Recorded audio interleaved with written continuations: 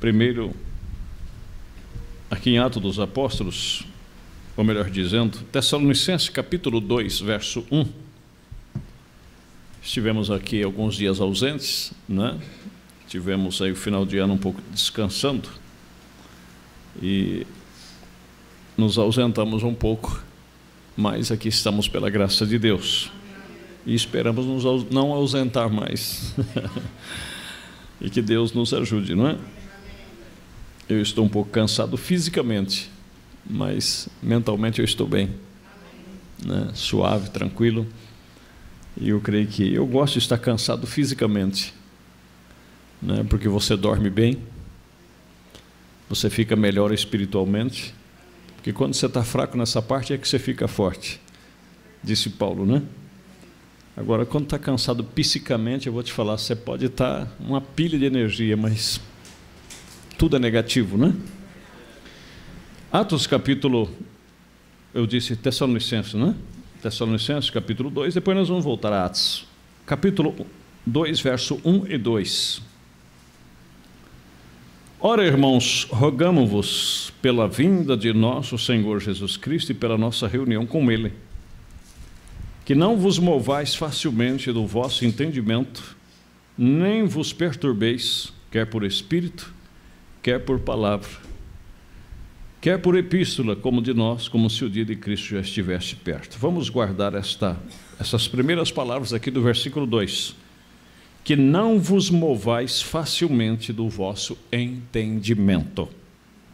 Não é? Agora, Atos capítulo 17, verso 10, 11. Nós vamos interligar essas duas escrituras e daqui tirar um texto para a nossa meditação. E logo os irmãos enviaram de noite Paulo e Silas a Bereia, e eles, chegando lá, foram à sinagoga dos judeus. Ora, estes foram mais nobres dos que estavam em Tessalônica, porque de bom grado receberam a palavra, examinando cada dia nas Escrituras se estas coisas eram assim. Amém? Podem se assentar, fiquem na dispensação do Senhor. Nestas duas escrituras, na primeira nós encontramos Paulo exortando os irmãos que não se deve mover facilmente.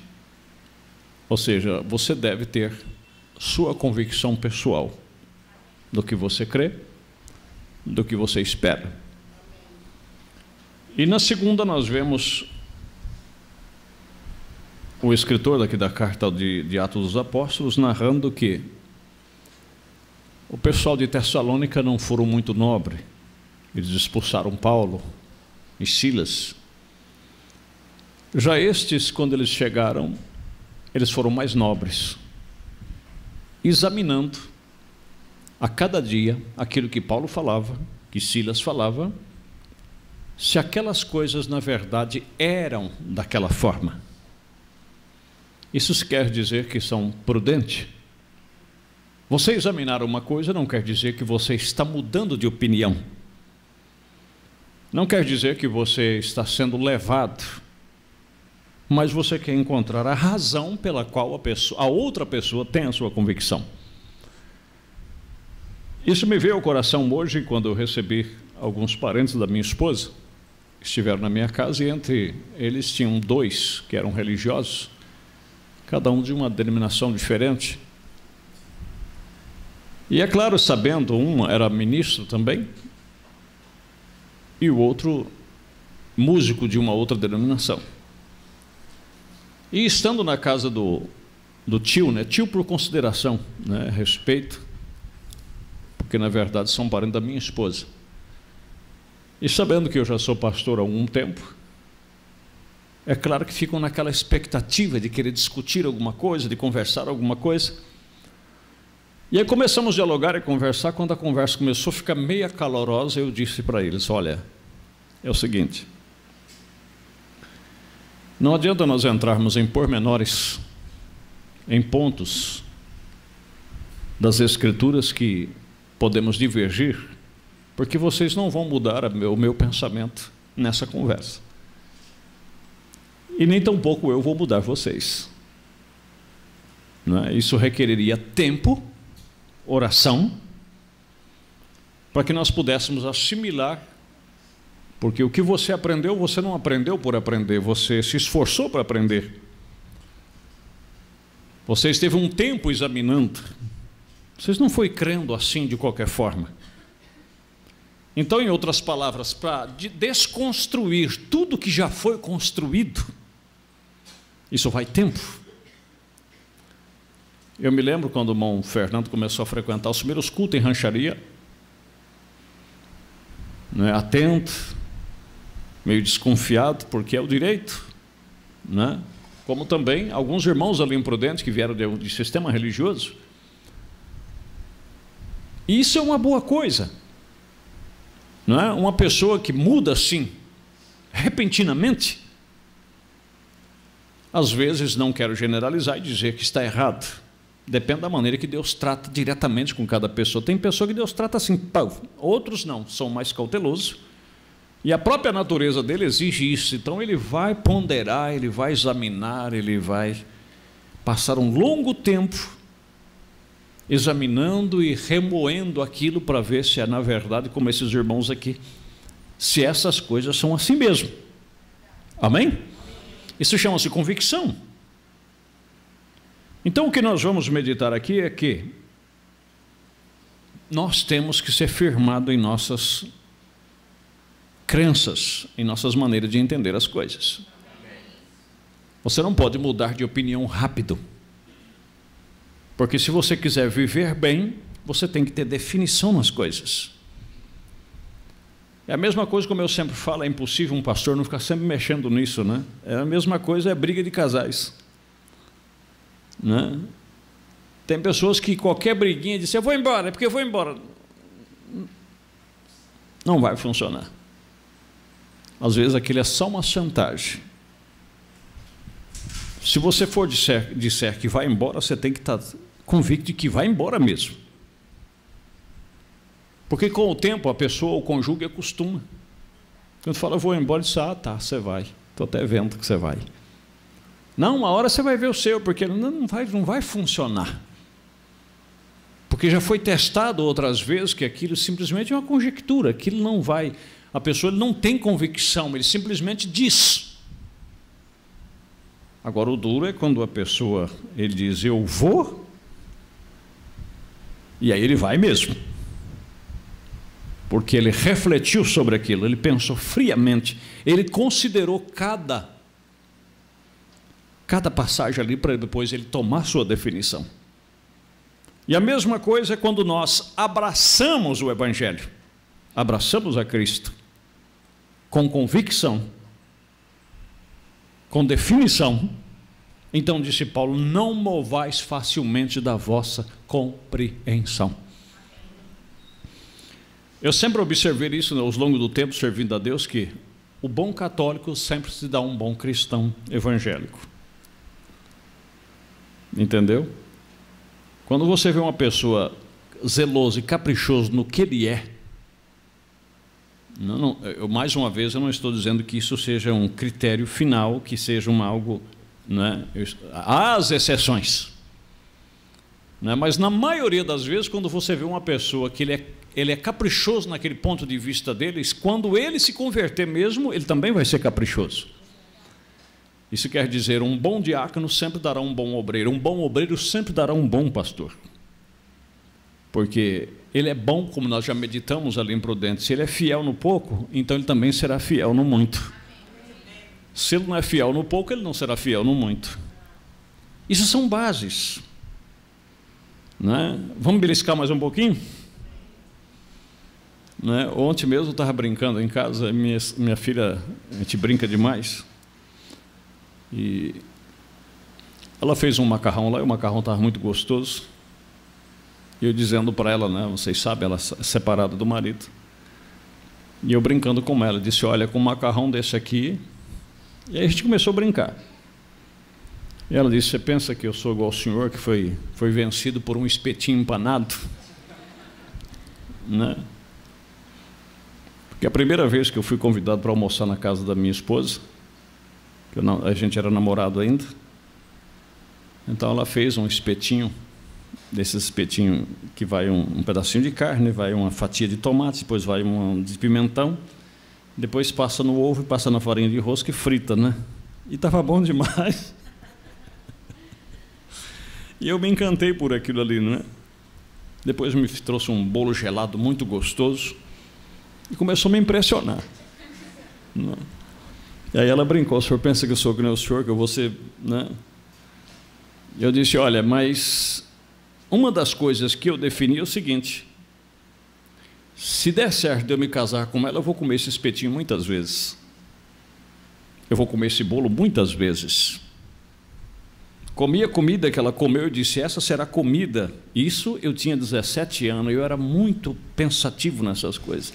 Falei: essa será a comida que eu vou comer muitas vezes.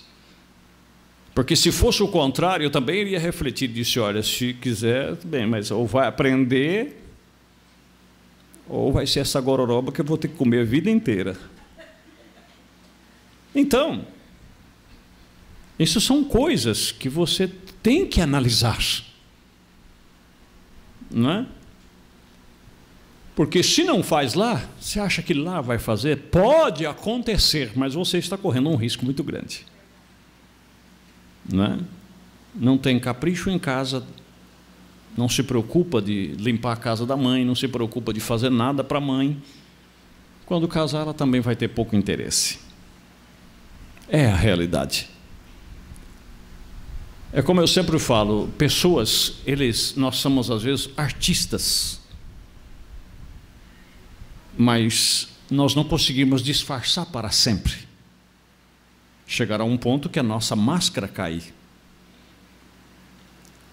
E às vezes nós temos umas pequenas atitudes hipócritas para impressionar a pessoa que talvez nós queremos impressionar.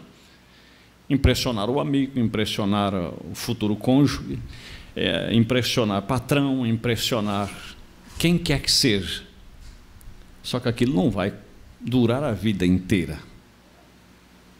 Então você tem que ver na pessoa aquilo que ele produz espontaneamente, aquilo que é natural dele. Estão entendendo? Aí você diz: mas pastor, o que isso tem a ver com o que o senhor está falando? Nós vamos chegar lá. É aquilo que eu acabei de dizer.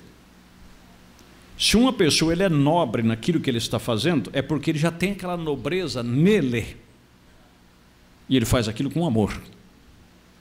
Como essas pessoas, eles não só chegaram lá e disseram: isso aí, Paulo, é uma heresia, isso aí, Silas, pode calar a boca, eu não creio nisso aí. Não. Eles foram ponderar, eles foram examinar e ver se aquilo, não é que eles moveram, é como eu estou falando. Se uma pessoa chega e te diz: olha, porque isso é isso, isso, isso, isso, por que que a Bíblia chega a dizer que você tem que considerar o que a pessoa está falando? E depois você examinar se o que ela está falando é real. Falar ele tem o direito. Agora, considerar o que a pessoa está falando também é o seu direito. Uma pessoa te acusa ou acusa alguém para você, é um direito dele. Mas você pode dizer: mas você pode sustentar a sua acusação? Não, então, você não é digno de crédito. Uma pessoa chega gabando-se a si mesmo: porque eu sou capaz disso, sou capaz daquilo, certo. Então vamos ver você fazendo isso aí. Me diga o que você fez, o que você conseguiu até hoje. É como eu sempre falo, tem muitas pessoas que dão aula de prosperidade. Não, porque fulano está perdendo tempo, porque se ele fizesse assim, ele ganhava tanto, ele ganharia isso, ganharia aquilo, e você olha para ele e diz: e você ganhou o que até hoje? São teorias apenas. Estão compreendendo, meus irmãos? Então, são coisas que temos que examinar. Temos que, e não mover facilmente do que você já é. É por isso que existe aquele velho provérbio que eu gosto dele. Se alguém tiver que gostar de você, ele tem que gostar do jeito natural que você é. Se você mudar para agradar a pessoa, como eu estou falando, você não vai conseguir mudar a vida inteira, porque aquilo, para começar, não está em você. Aquilo não é você. Aquilo é um personagem. E como nós nos enganamos. E com o passar do tempo, nós vemos que a pessoa se decepciona conosco e nós decepcionamos com as pessoas. É melhor você ganhar assim, mas como que você é chato? E sim, sou um chato que admite ser chato. Eu sou chato e acabou. Né? Mas se nós queremos impressionar, nós sempre dizemos o que a pessoa quer ouvir. Você quer conquistar uma pessoa rápido, só que você não vai conseguir conquistar a vida inteira. Você só fala o que ele gosta de ouvir. Nossa, mas essa pessoa ele se apega em você de um jeito que eu vou falar para você, só que é algo momentâneo, aquilo vai passar. Chegará uma hora que até você vai se cansar de você mesmo, de tanto ficar. Aí quando você vai mostrar quem você é mesmo, a pessoa diz, nossa, mas não tem nada a ver. Mas claro, não era ele, não era ela. E eu não estou falando apenas de sentimento amoroso, não, de chavecadas, não. Eu digo, por exemplo, eu mesmo observo, mesmo nós como pastor. Entendeu? Se você, por exemplo, eu tenho o pastor Paulo como meu pastor, não é o tanto que eu te agrado, não é o tanto que eu tenha carisma para impressionar você, mas é que você tem que ter segurança naquilo que eu transmito.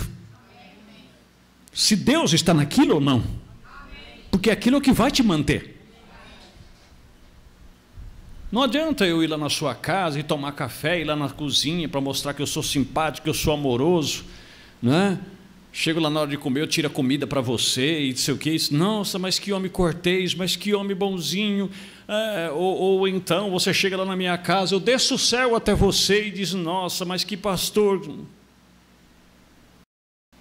Eu não vou conseguir fazer isso a vida inteira e nem vou conseguir fazer com todo mundo. Então é melhor ser o que eu sou. Amém? Amém? E pregar o que eu tenho que pregar. Amém.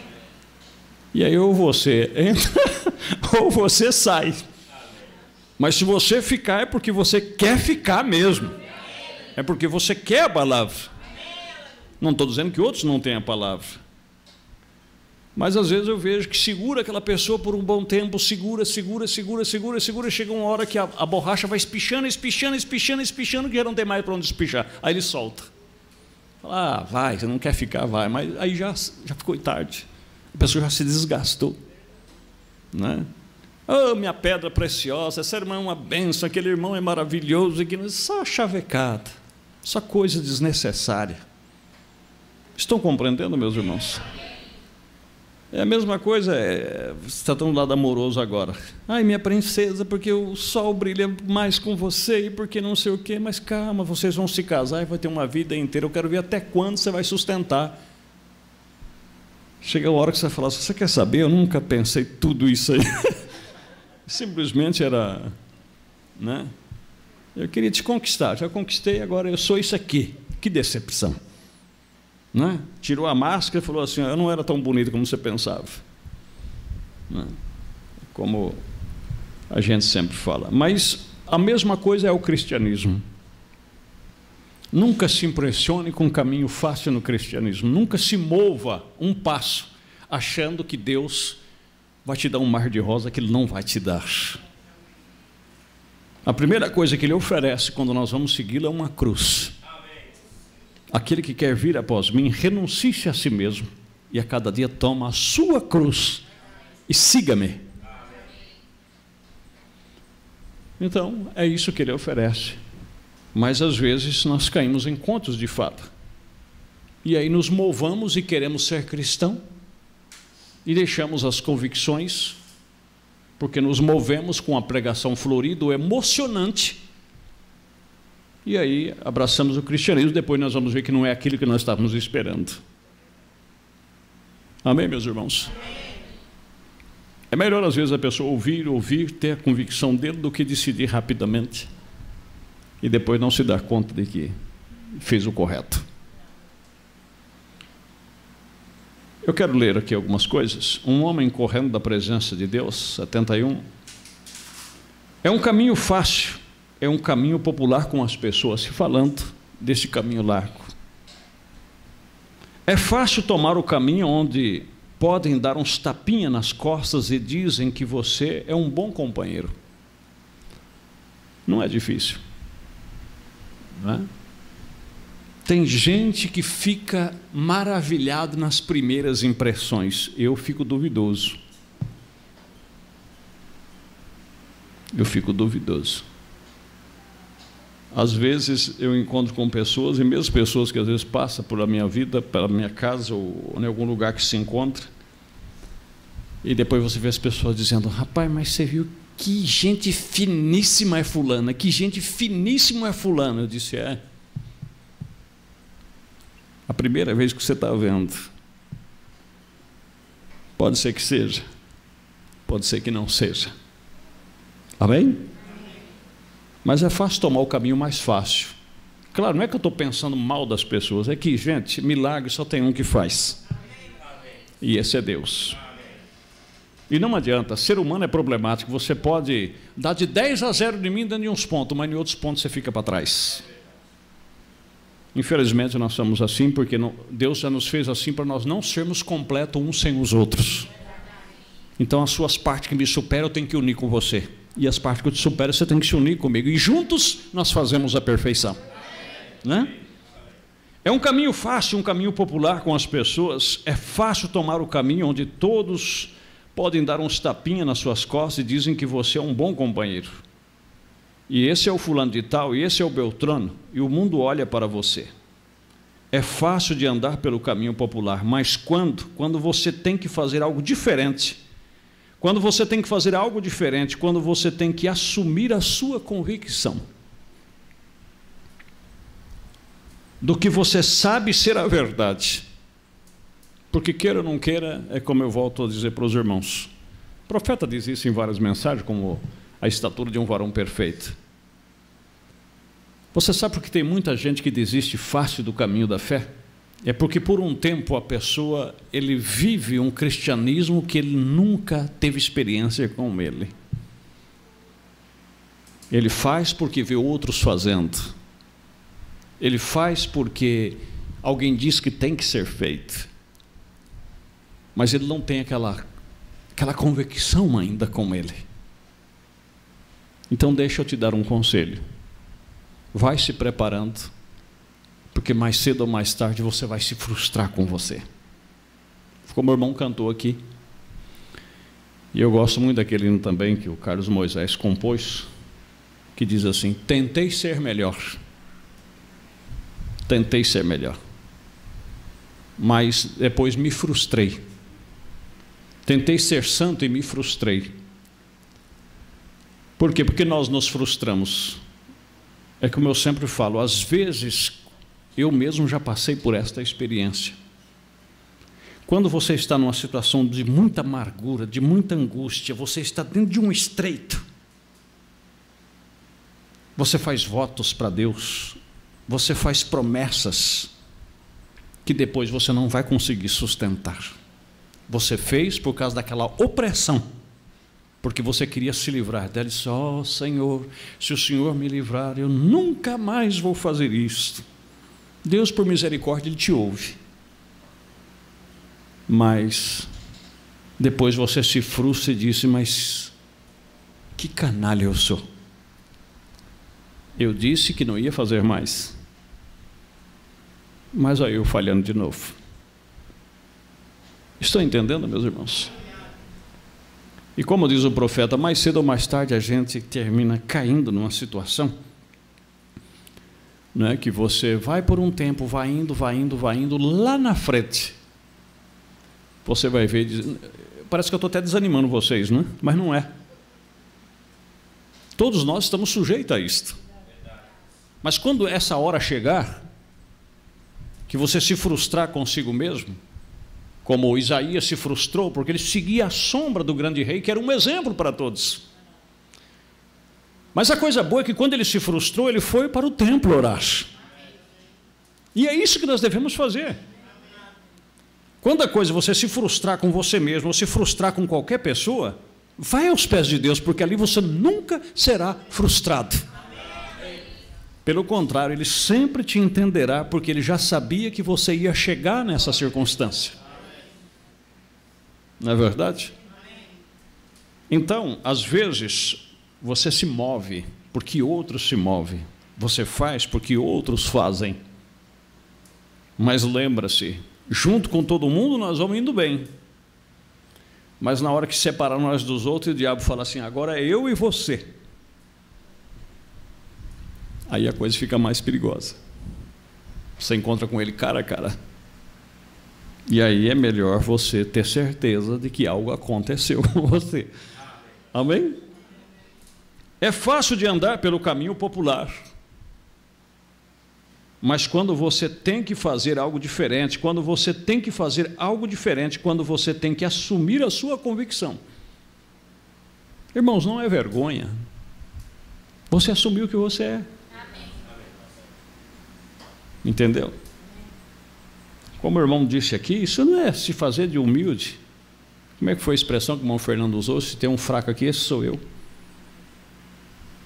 Gente, para que ficar nós pagando de santo na frente de todo mundo, pagando de pessoas intocáveis, pagando de pessoas que, irmão, se estamos aqui é porque Deus nos sustenta. Essa é a realidade. Não adianta. Não tem bom. O próprio Jesus, quando esteve num corpo humano, ele foi claro. Por certo, naquela hora ele estava passando por uma grande tentação, porque a Bíblia diz que em tudo ele foi provado, em tudo ele foi tentado. E o mancebo vem e lhe disse, bom mestre, acho que por certo ele sofrendo aquela prova, aquela tentação, porque ele era um ser humano, ele examinou-se a si mesmo e disse, por que você está me chamando bom? Não tem homem bom, não tem nenhum bom, a não ser Deus. Ele se humilhou. E olha que nunca pecou, só porque era tentado. Mas nós, quando nós conseguimos, eu já andei me examinando a mim mesmo, e às vezes eu gosto de examinar outras pessoas, mas não por maldade. Você pode notar, uma pessoa, quando ele tem uma certa graça, para ele andar num caminho mais ou menos assim, onde ele tem um respaldo assim, que todo mundo olha ele como uma pessoa correta. Você já notou que ele é intolerante com os demais? Ele tem tolerância zero com os demais? Ele sempre tem um dedo? E às vezes Deus tem que abaixar a crista da pessoa. Deus tem que permitir algo para que ele possa olhar que ele não é diferente de ninguém e que ele é igual a todo mundo. Que Deus nos ajude. Amém? Para que a pessoa chegue numa situação, né? Então nós não devemos mover facilmente. Não se mova, seja o que você é, principalmente diante de Deus, né? Do que saber ser a verdade. E aí é onde está a parte difícil.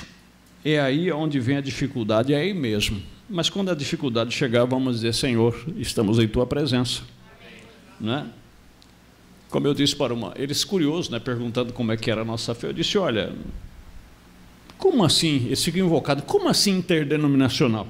Eu disse, ó, quer dizer que se você mudasse aqui para Prudente, se não tivesse nenhuma igreja um dia, você poderia continuar com a mesma convicção que você tem, você poderia ir lá no nosso meio, se assentar, cantar conosco, se você vive uma vida cristã. Né?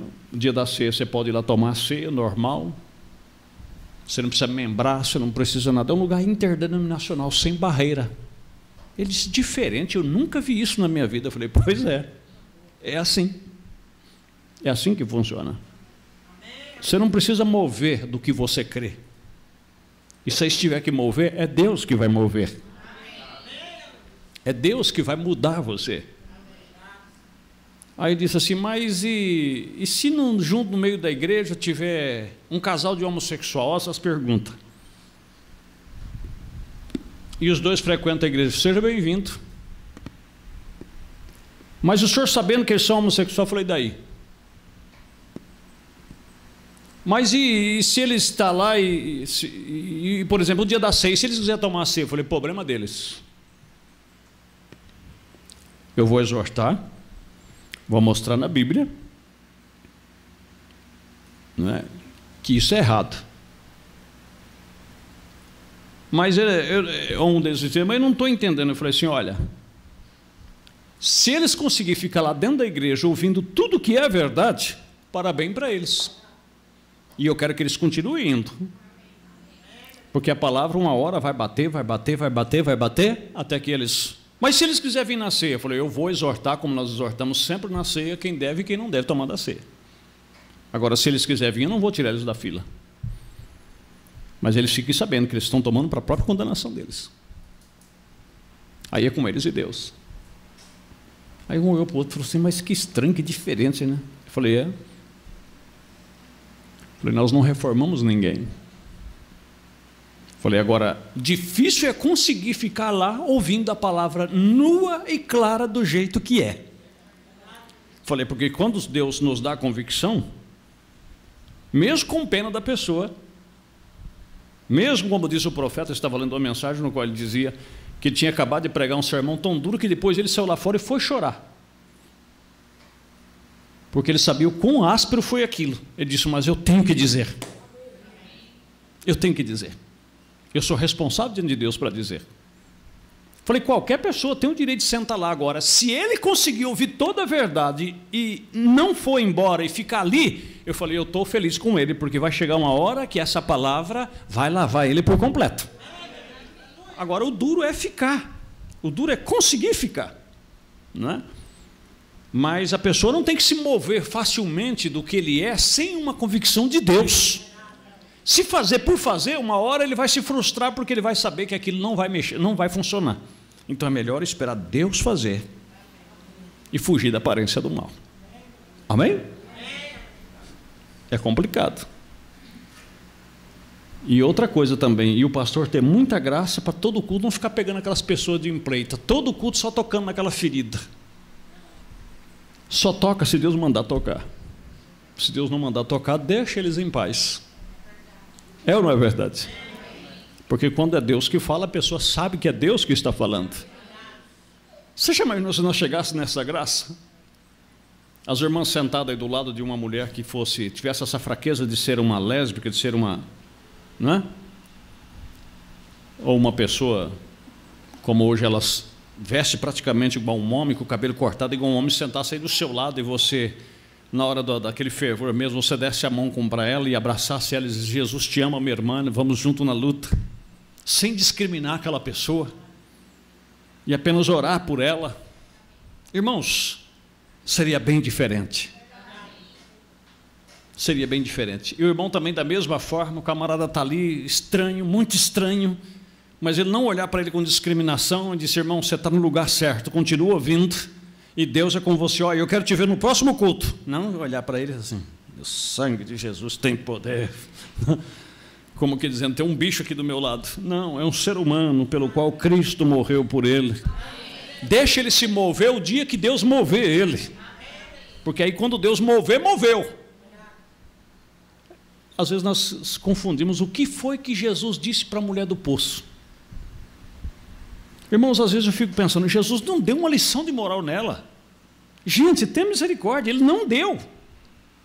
Ele disse, sua mulher, chama o teu marido e vem cá. Ela disse, eu não tenho marido. Ele disse, olha, você disse a verdade, porque infelizmente você já passou por 5 e o que você vive não é teu marido. Ele disse, Senhor, eu vejo que tu és profeta. Ele disse, o Messias quando vier ele fará essas coisas. Mulher, sou eu que falo contigo, e se você quiser eu te darei a água da vida, do qual nunca mais você terá sede. Ele não leu o sermão, ele não passou sermão em Zaqueu, ele não passou sermão em Maria Madalena, ele não passou na mulher pecadora, a Maria pecadora lá que beijou seus pés, ele não passou sermão em ninguém, ele simplesmente tolerou eles, e quando eles mesmos moveram, porque Deus moveu eles, entenderam? E assim verificamos que temos muitos caminhos fáceis de seguir, ou seja, indo com a opinião popular. Navios indo para Tarsis, pois é fácil. As não responsabilidades simplesmente vai deslizando, tudo corre ao seu favor. Todos gostam de você e todos... Você não discorda né? Ninguém discorda de você, você não discorda de ninguém. Agora, isso é como pano de lavar louça. Isso mesmo. sim, sem firmeza, sem consistência. Ora, qualquer um, não me importa o que você seja, ou qual seja a sua posição quanto aos certos assuntos. Na realidade, gente que pensa decentemente o considerará mais se você se firmar na sua convicção do que é certo. Isso mesmo, não me importa. Ou seja, você seja o que você é. Né? Olha, mesmo pastor, o senhor me desculpa, com todo respeito, eu não falo isso por desamor, mas eu não consegui até hoje ver desse jeito. Ore por mim. Acabou. A pessoa está sendo sincera. Não é? Do que você bater nas minhas costas e dizer, pastor, que sermão maravilhoso, quando lá dentro de você não está concordando. Tome uma mulher, ela pode nem ser muito atraente, e seja o que ela for, mas deixe essa mulher firmar-se nos princípios da feminidade. Deixe-as colocar-se como uma dama, e se um homem tem um bocadinho de homem nele, ele a apoiará. Absolutamente. Nós apreciamos uma coisa que alguém tenha que, creio que ser a verdade, e seja de posição quanto àquilo que acham ser certo. Como são sem personalidade, é assim que muitos cristãos são hoje. São tão brandos e tudo mais, a ponto de pensarem que tudo o que tem que fazer é unir-se a uma igreja, ir a algum lugar, colocar o seu nome no livro, ou fazer uma coisinha, pular para lá cá e para cá, gritar, ou algo assim, e chamar isso de cristianismo. Cristianismo é uma vida diária, áspera, vivendo para Deus, neste mundo presente. É uma constante queimar do fogo do amor de Deus no coração que incendeia você e o coloca com as pessoas. E se conseguir que se convertam a Cristo. Responsabilidades. Amém, meus irmãos? Você tem a sua convicção e você a mantém, você a sustenta, até que Deus mova você. Agora, pessoas que vivem se movendo com a maioria. Ah, mas fulano fez, eu também vou fazer, porque se é errado para mim, é errado para fulano. E por que fulano faz? Fulano é fulano. Você é você. Você tem a sua convicção própria. Amém?